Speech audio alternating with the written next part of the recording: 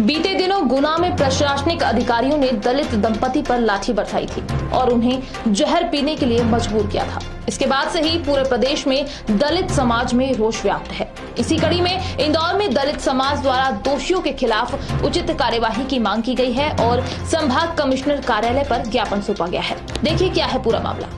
गुना के कैंट थाना क्षेत्र अंतर्गत दलित किसान राजू अहिरवार और उसकी पत्नी सावित्री बाई पर प्रशासन ने बर्बर तरीके से लाठीचार्ज किया था और उनकी फसल को भी बर्बाद कर दिया था। इसके चलते दलित किसान दंपति ने कीटनाशक दवाई पी ली थी। इस घटना के बाद से पूरे प्रदेश में दलित समाज द्वारा उक्त दोषियों के खिलाफ कार्यवाही की मांग की जा रही है। इसी कड़ी में इंदौर में भी अखिल भारतीय बलाई महासंघ द्वारा संभाग कमिश्नर कार्यालय पर ज्ञापन सौंपा गया और दोषियों को सजा देने हेतु मांग की गई। इस दौरान अखिल भारतीय बलाई महासभा के राष्ट्रीय अध्यक्ष मनोज परमार ने बताया कि यदि पीड़ित युवक का जमीन संबंधी कोई शासकीय विवाद है तो उसे कानूनी तरीके से हल किया जा सकता था, लेकिन इस तरह कानून को हाथ में लेकर परिजनों के साथ मारपीट करना गलत है।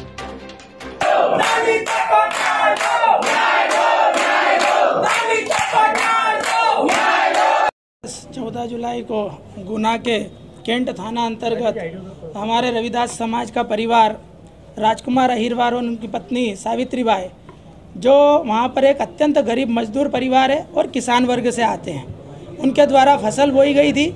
उस फसल काटने तक का इंतजार वहाँ के प्रशासन ने नहीं किया और जैसा कि मैंने माननीय महोदय कमिश्नर साहब के जो प्रतिनिधि थे उनको मैंने वीडियो दिखाया, जिसमें सावित्री बाई की भी जमकर पिटाई की गई और राजकुमार जी की भी जमकर पिटाई की गई, यहाँ तक कि उनको आत्महत्या करने के लिए मजबूर होना पड़ा। उन्होंने जहर खाया, इतना टार्चर किया गया उन्हें।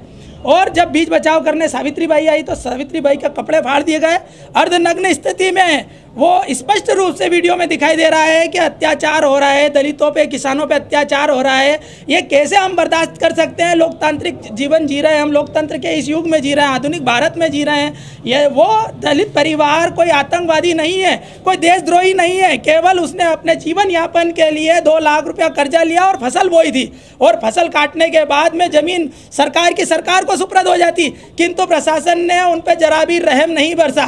मैं कहना चाहता हूँ आप मीडिया मित्रों के माध्यम से कि वे भूमाफिया, वे कॉलोनी नाइजर जिन्होंने सरकारी जमीनों पर अवैध रूप से अतिक्रमण करके कई प्रकार के प्लाट भेज दिए, उनके सामने गुलामियों की तरह सरकार गिड़गिड़ाती रहती है, उनके इशारों पर नाचती है सरकार।